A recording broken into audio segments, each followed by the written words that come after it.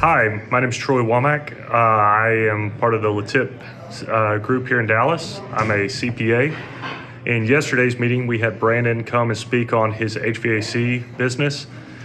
He talked about the different types of HVAC services that they provide, but one of the most impressive things to me was Kirk, who's also a member, who's a former HVAC guy, spit out several different stats about how good Brandon is, how he diagnoses and actually takes the data from your house that he gets from one of his units and diagnoses your house to not just guess what's wrong with your house and what's going on, but really put the data to it.